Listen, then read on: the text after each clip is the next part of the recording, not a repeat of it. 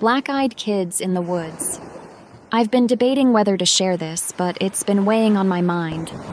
Maybe putting it out there will help me process what happened. This isn't some spooky campfire tale. It's something that actually occurred only a few months ago. I'm from Columbus, Ohio. My two best friends are Tyler and Greg. We've been tight since high school, played football together, went to the same college, the whole deal. Back in April, Greg's dad passed away suddenly. It was a heart attack that came out of nowhere. No warning, nothing. Greg was devastated. His dad was his rock, and losing him hit Greg harder than anything I'd ever seen. After the funeral, he was in a dark place. Tyler and I tried everything to help him, but nothing seemed to lift his spirits. One evening, out of the blue, Greg called us. He suggested we go on a camping trip like we used to. He said he needed to get out of the city and clear his head. Tyler and I were all for it. Some time in nature might be just what he needed. We decided to head to Wayne National Forest in southeastern Ohio. It's a massive area with dense woods and not too many people. A perfect spot to get away. Tyler had recently bought a small RV camper. It wasn't luxurious, but it had the basics. A couple of bunks, a tiny kitchen area, and, best of all, a heater for those chilly nights. We packed up on a Friday afternoon, sleeping bags, hiking gear, and a cooler full of food and drinks, and hit the road. The drive was filled with our usual joking around, though Greg was quieter than usual. We didn't push him. We just let him be.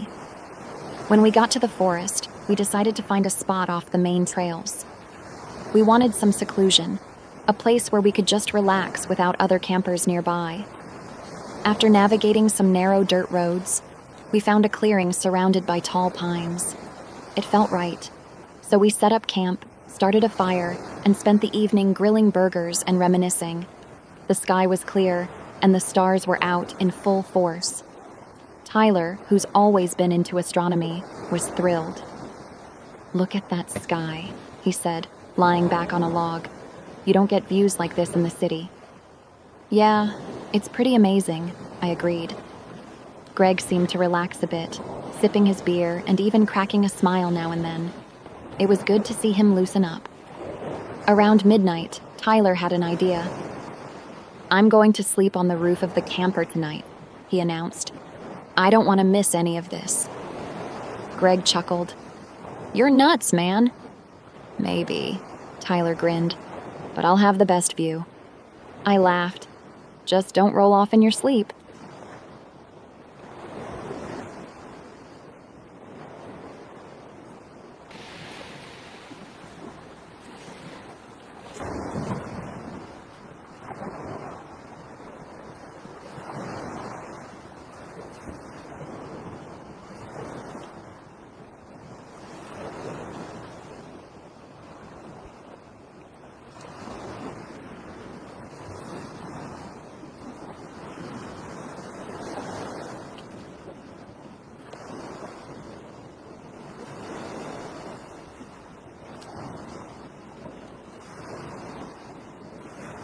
He grabbed a sleeping bag and climbed onto the flat roof, settling in.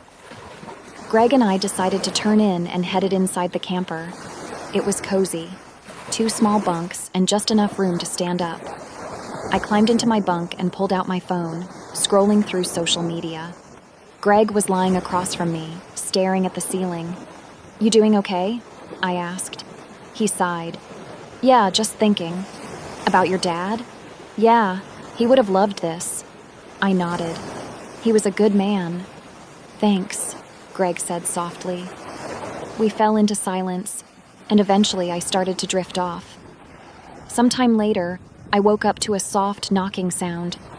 At first, I thought I was dreaming, but then it came again. A gentle tap at the camper door. "Greg, you hear that?" I whispered. He stirred. "Hear what?" "Someone's knocking." We both listened. There it was again, a faint, deliberate knock. "Maybe it's Tyler messing with us," Greg suggested. Just then, my phone buzzed. It was a text from Tyler. "Are you guys awake?" "Yes," I replied. "Are you knocking on the door?" Nope, but I see someone outside. My heart skipped a beat. Who? I typed back. Looks like 2 kids standing near the fire pit. I showed the texts to Greg. He looked as puzzled as I felt. What are kids doing out here at this hour? He asked. No idea, I said. Should we check it out? He nodded. Well, we can't just ignore them. I called out through the door. Hello? Can we help you? A small voice replied. Please, we need to use your phone. Something about the voice felt off to me. It was flat, almost mechanical. Where are your parents? Greg asked. Please let us in, the voice said again. I felt a creeping sensation in my gut. We can call someone for you. Just tell us the number. Silence. Then, we need to come in. Let us in. My phone buzzed again. Tyler had sent another message.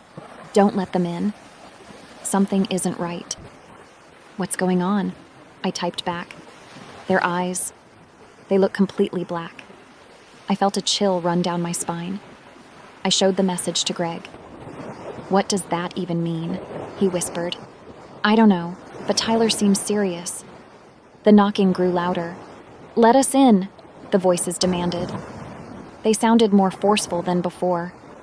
Look, we can get you some help, I said, trying to keep my voice steady. No, you need to invite us in, the voice insisted. The rest of the night was a blur of terror. They circled the camper, their voices growing more agitated, their presence oppressive. Somehow we made it through until dawn, but the experience left us shaken and questioning everything. The next morning, we packed up and left, vowing never to return to that forest. I'll never forget those haunting whispers in the dark, those eerie black eyes, and the lessons we learned the hard way.